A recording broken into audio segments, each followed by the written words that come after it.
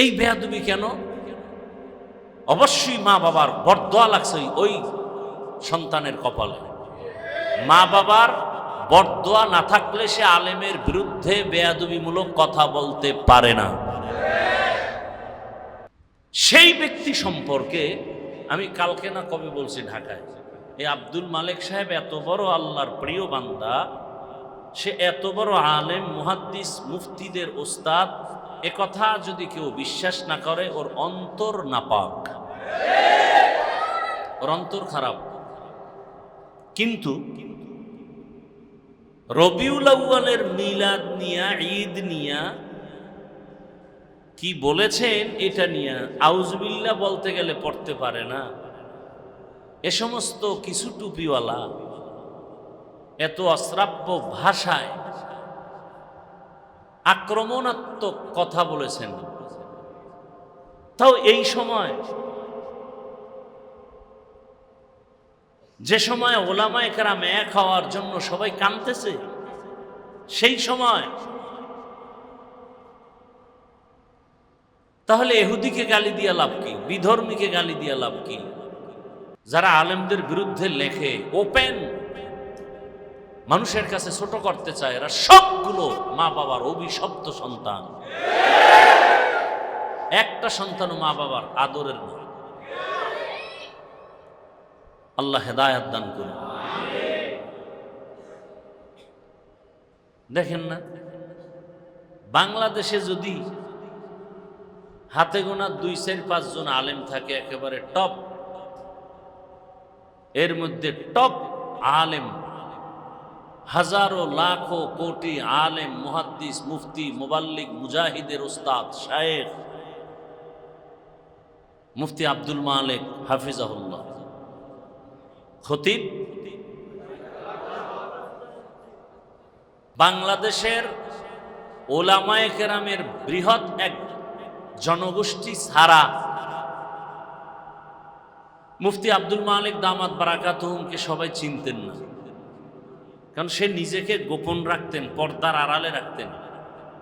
আমরা এই ছবিল, আমারে ভাইরাল কর, আমার বয়ানটা কাট করে ছেড়ে দাও, লাইভ দাও, মানুষ আমাকে চিনুক, আমি মানুষের কাছে পরিচিত হতে চাই।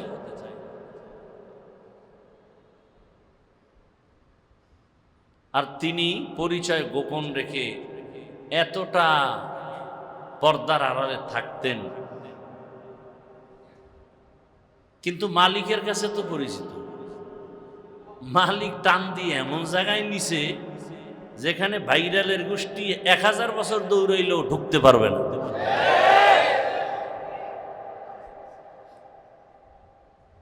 চিন্তা করার বিষয়। কিন্তু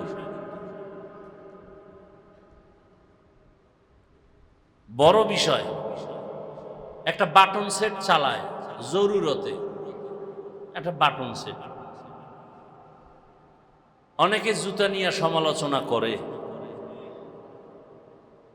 সমালোচনা না, তোরে আমি 100 টাকা করে দিব, এই জুতা বইরা চল, দেখি তোর ইখলাস কোথায়।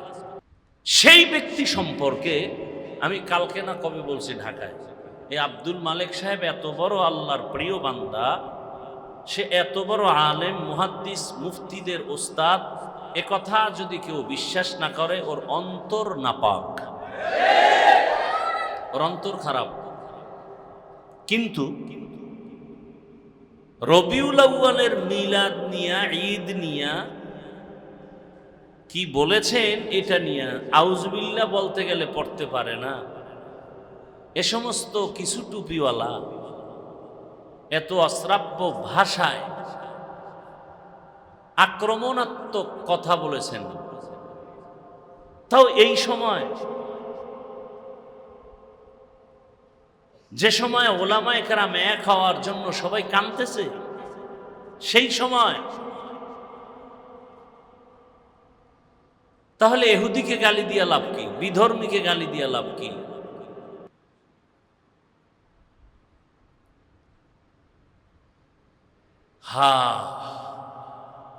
আল্লাহ সবাইকে হেদায়েত দান করুন। আমরা নিজের হাতে বিচার করতে চাই না, সকল বিচারকের বিচারপতি রবের থেকে ফয়সালা চাই, এবং তার ফয়সালা কঠিন হবে। তার ফয়সালা কি হবে? প্রতিরোধ করার ক্ষমতা পৃথিবীতে কারো নাই। আমরা এমন একজনের কাছে বিচার দেই যেখান থেকে বিচারের ফয়সালা চলে আসবে, রায় আসবে, সেখানের আপিল করার কোনো সুযোগ নাই। ওলামা ইকরামদের সাথে যারা বেয়াদবি করবে কথার দ্বারা, লেখার দ্বারা, বলার দ্বারা, আল্লাহ ওদের হেদায়াত দান করেন। আল্লাহ তাদের হেদায়াত দান করেন। আল্লাহ তাদের হেদায়াত দান করেন। হেদায়াত যদি না থাকে ধ্বংস করে দেন আল্লাহ, ধ্বংস করে দেন আল্লাহ, ধ্বংস করে দেন আল্লাহ। এতগুলো মানুষের আমিন কবুল হইতো না? আমারটা হবে না তো এই মসজিদে বহু আল্লাহর বান্দার আমিন কবুল হবে। হেদায়েত চাইছি না, লোডার নষ্ট হয়ে যাক, ও উম্মতের জন্য একটা ক্যান্সার। আর ভাই ভুলের ঊর্ধ্বে কি? সবার তো ভুল আছে। রসুলের হাদিস যে যত বড় হুজুর তার ভুল তত বড়ই হবে, কারণ তার পেছনে তত বড় শয়তানি ধোঁকা দেয়। তার মানে কি মাইকে তুমি বলবা, ফেসবুকে লেখবা, এটা সমাধানের পথ? এই বেয়াদবি কেন?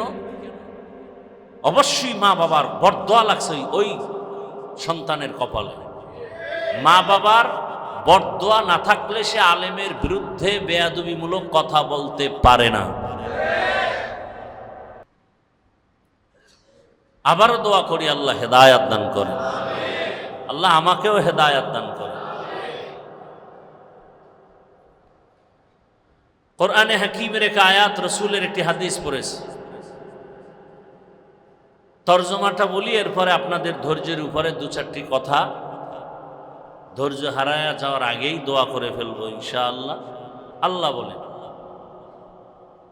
মা আতাকুমুর রাসূলু ফাখুযুহু ওয়া মা নাহাকুম আনহু ফান্তাহু। হে রাসূল, আপনি আমার বাণী উম্মতকে বলে দেন। মূলত আমি বলতেছি, ও দুনিয়ার মানুষ,